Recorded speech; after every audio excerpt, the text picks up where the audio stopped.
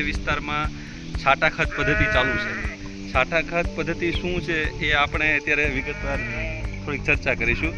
અહીંયા જે ગાડર છે 150 થી 200 ગાડર છે અને એમને આ જોક બાંધી વાડીમાં એને રાખવામાં આવે અને દિવસ પ્રમાણે ખેડૂતને જ્યારે ખાતર નાખવાનું હોય તો એ આ ગાર્ડનને જ બેહારે એટલે એ ખાતરનું ખાતર થઈ જાય અને સામે માલધારી હોય એને પણ અનાજની આવક થાય.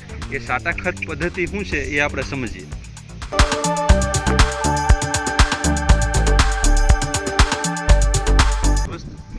અને આ તમે જોક કરો એટલે અહીંયા એનું ખાતર ને એ થાય. એ તમારા ખાતર ને એ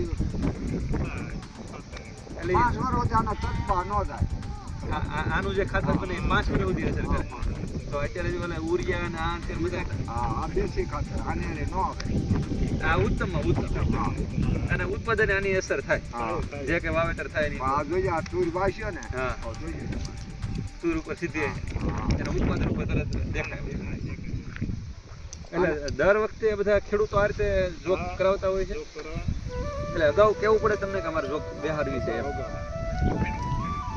અને આખી રાત તમારે જાગવા જનાવરની બીક.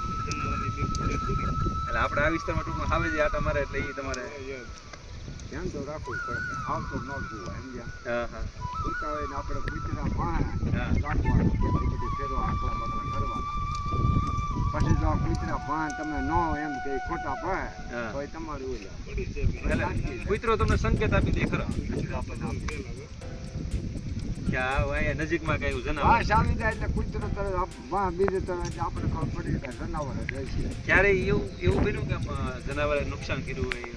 અરે ભાઈ કરી હા, હા. નાખે. તો એમાં આવે છે કે દીપડા એનું દીપડા આવે આ બધું? તો તમારે આ સારી ફતી જાળી બાંધી રાખવાની અને જાગતું રહેવાનું રાતભર. એનું જીવ છે એ તો મરાઈ જઈ ને અને અગાઉ તમને જાણ કરવી પડે ને કે અમારે જોબ બેરે. એટલે તમારે અગાઉ એનો અર્થ એમ કે દર વર્ષે અગાઉ એડવાન્સ તમારે વાત થઈ ગઈ હોય ખેડૂતારે કે અમારે જોબ બેહારવાની છે અથવા અમે નવી અભ્યાસ હા ઘણું 1.5 મહિને હા દિલપ કે આપણે તજબજ લેવાઈ જાય હા. પછી આપણા માટે આવો નાથી સુધા થઈ એટલે પછી સારામાં પડો એટલે એ દિવસ ઉપર હોય કે મહિના ઉપર નક્કી થાય? ઠીક એટલા દિવસ અમારે 30 દિવસ હોય કે 25 દિવસ કે 20 દિવસ આ રીતે અમારે સૂરજ ઉગે ત્યારે મણ આપણા દાણા બરાબર એ બધા દાણા આપવાના. એટલે એ તમારે ઉનાળા પૂરતું હોય કે 12 મહિના હોય? ઉનાળા પૂરતું. પછી ભે થઈ જાય ને પછી ઠીક. અને આ દરેક જગ્યાએ દરેક ગામડે આ સિસ્ટમ જ્યાં જ્યાં આ રીતે ગાર્ડન રાખતા હોય અને આપણા ભાઈમાં બધી આ સિસ્ટમ જ હોય કે જ્યાં જોક બેસાડો ત્યાં તમારે આમ અનાજ આપવાનું બાજરા.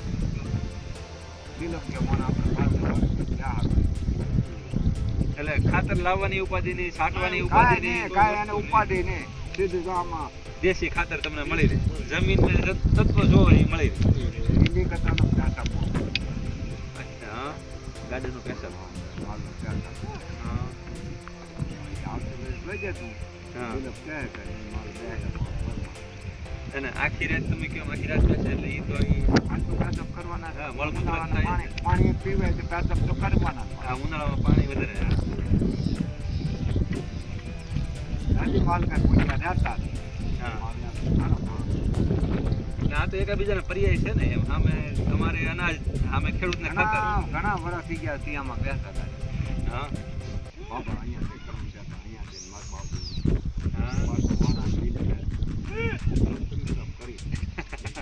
હા માલ હોય ત્યારે 1.5 મણ. તો એ સમય પહેલા તમને યાદ છે તમારા વડીલો જે ગયા હતા એ ક્યારે કેટલું લેતા છે? વધી ગયા 1.5 મણ ત્યારે કિંમત છે બધી થાય પણ આ હોવા પેલા માલા સસ્તા હતી આ પેલા સસ્તા હતા. અટાણે સસ્તા હતી હવે છે પણ એ જે છે સાટા ખાતી યથાવત છે કે 1.5 મણ કો માલ હોય 1.5 મણ બાજરો.